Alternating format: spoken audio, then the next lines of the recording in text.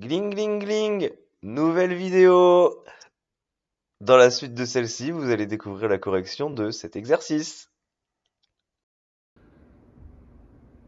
Exercice ultra classique. Donc, on nous demande de décomposer 324 et 180 en produits de facteurs premiers. Donc, on peut écrire, si on a besoin, la liste des nombres premiers.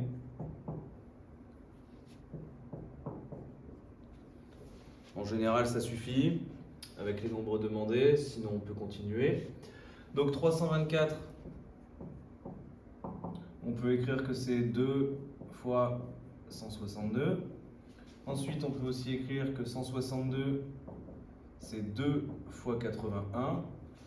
Soit on continue avec 3, soit on remarque que 81 c'est 9 fois 9. Donc on peut écrire que c'est 2 fois 2 fois 9 fois 9.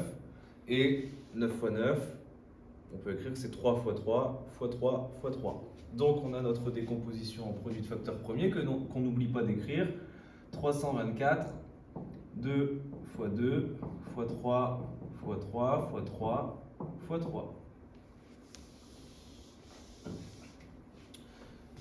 Pour 180, donc 180,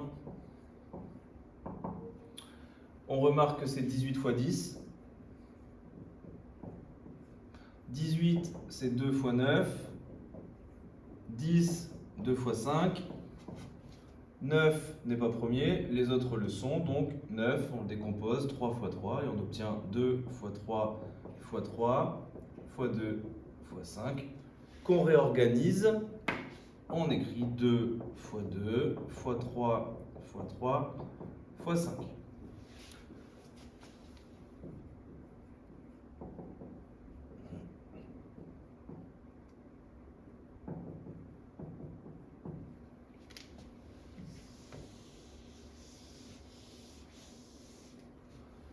Donc on nous demande ensuite sans justification de donner deux diviseurs communs à 324 et à 180 qui sont plus grands que 5. On n'est pas obligé de justifier, mais on peut se servir de la décomposition en produit de facteurs premiers. On cherche des facteurs identiques dans nos deux décompositions. Donc on va avoir par exemple ici 2 fois 3, 2 fois 3. Donc 6, c'est un diviseur commun aux deux. On a aussi 2 fois 3 fois 3 et 2 fois 3 fois 3. Donc 2 fois 3 fois 3, ça nous donne 18. 18, c'est aussi un diviseur commun aux deux. Donc on a notre réponse. On peut écrire que 6, 18 sont des diviseurs communs à 324 et à 180. Ce ne sont pas les seuls, mais on n'était pas obligé d'en mettre plus. Alors, question 3, petit 1. Est-ce qu'on peut réaliser 15 lots? Donc, pour répondre à cette question, ça revient à chercher est-ce que 15 est un diviseur de 324 et de 180? Donc, ce qu'on peut faire, c'est, avec sa calculatrice, effectuer 324 divisé par 15, 180 divisé par 15, et regarder si oui ou non on obtient un nombre entier. Ici, en l'occurrence, c'est non pour 324, ce qui veut dire qu'on ne peut pas faire 15 lots. Et c'est tout.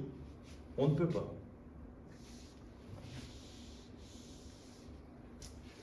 Pour répondre à la question 3b, vous devez déterminer le nombre maximal de lots. Pour déterminer le nombre maximal de lots, il faut donc trouver le plus grand diviseur commun aux deux nombres. Pour cela, vous allez prendre la décomposition en produit de facteurs premiers, ou alors vous faites la liste de tous les diviseurs de chaque nombre et vous recherchez le plus grand qui est commun aux deux. Donc ici, l'idée, c'est de rechercher tous les facteurs qui sont identiques dans nos deux décompositions. C'est intéressant donc de le laisser développer comme ça et non pas d'écrire 2 au carré fois 3 puissance 4. C'est plus intéressant de travailler avec cette forme-là.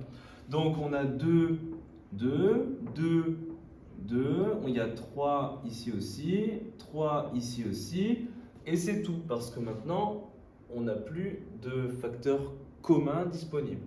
Donc, notre plus grand diviseur commun aux deux nombres, c'est 2 fois 2 fois 3 fois 3. ce qui va donc nous donner 36. On va pouvoir faire au maximum 36 lots.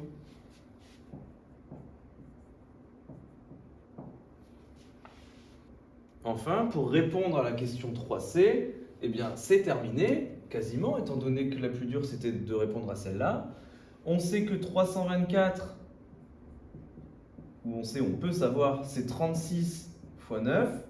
180, c'est 36 fois 5.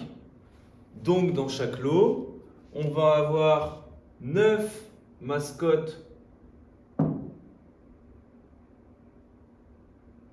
On va avoir 9 mascottes JO et 5 mascottes JP.